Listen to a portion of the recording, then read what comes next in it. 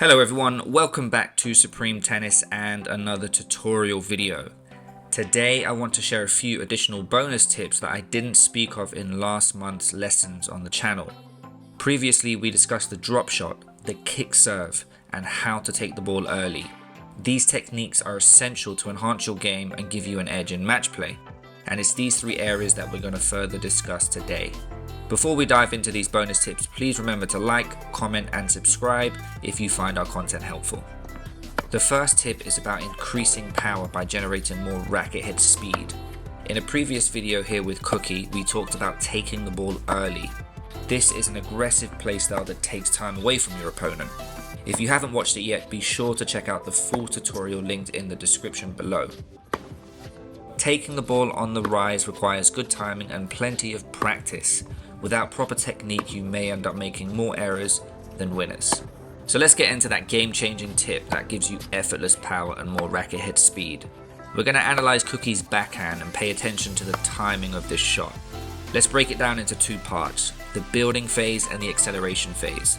The building phase ends at the completion of the take back. Cookie then transitions into the acceleration phase where he strikes through the ball.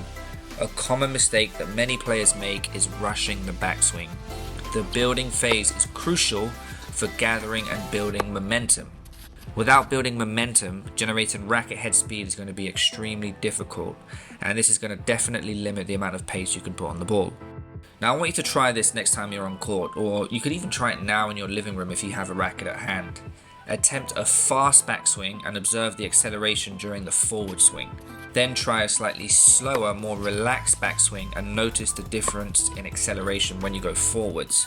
A smooth, steady and relaxed backswing is essential for gathering enough momentum to apply maximum force when hitting through the ball. And there's a quick drill you guys can do next time you're out on court to practice this to really get the timing of it correctly. And we're going to use Cookie's forehand to demonstrate this. So what you're going to say in your head is you're going to say 1 as you perform your backswing and then 2 as you perform your forward swing. And there needs to be a pause between the 1 and the 2. So it should sound like this: 1, forward swing, 2, 1, and then 2. Now if it sounds more like this, 1, 2, 1, 2, you're rushing the backswing, you're rushing the shot, and that's a clear indicator of bad timing. And it also means that you're not going to build any momentum, and without any momentum you're not going to produce any power. So remember, as you say it in your head, 1 in the backswing, pause, and then 2 as you go into the forward swing. Right, on to bonus tip number 2, and this is about the drop shot. And in this previous lesson we discussed the 3 key elements of an effective drop shot, and that is to get the ball as short as possible. You then want to try to add backspin, and then thirdly you want to try and add that element of disguise. Make sure to check out that full tutorial if you haven't already, and again I'll leave the link to that video in the description below. So that extra bonus tip I want to share with you guys is to overcommit as opposed to undercommitting. A very common mistake players make is they try to hit the drop shot perfect, and this often results in the ball not even clearing the net. So remember, if the ball lands in the net, you have 0 chance of winning the point. However, if it lands in, but it's not quite as short as you'd like, at least it clears the net, and at least it forces your opponent to play another shot. Ideally, you do want the ball to land as short as possible, but it's always better to overcommit as opposed to undercommitting when playing the drop shot. Okay, now on to the last tip of the video, which actually is almost like 3 mini tips, and it's for the kick serve. And many of you have shown interest in learning the kick serve but really seem to struggle with it. And again, I'll leave a link to the previous tutorial in the description below, so don't forget to check that out if you haven't already. But if you have seen it, let's talk about some additional things that you can do to further enhance your kick serve. Okay, and the first thing you're going to experiment with is the placement of your back foot. So the further you place it towards this direction, the further back you place it, the easier it is generally to stay side on. And when you're performing the kick serve, you want to stay side on for longer because this allows you to brush up the back of the ball better.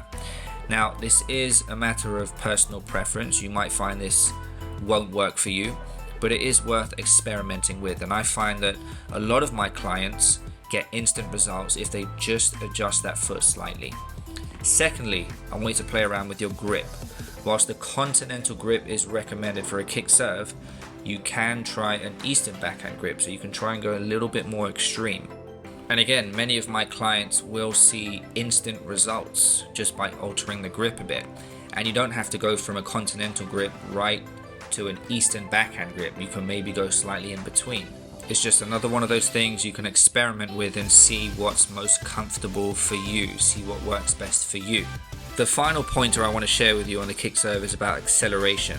And this is something you will add as you develop your kick serve. It's not about personal preference this time. Once you can consistently hit a decent kick, once you can consistently hit topspin every single time, you need to start to think about adding racket head speed. The more you can accelerate up and through the ball, the more action you will get off the bounce, the more kick you're going to get. We all want a safe, reliable, yet effective kick serve. So definitely give these pointers a try and let us know how you get on.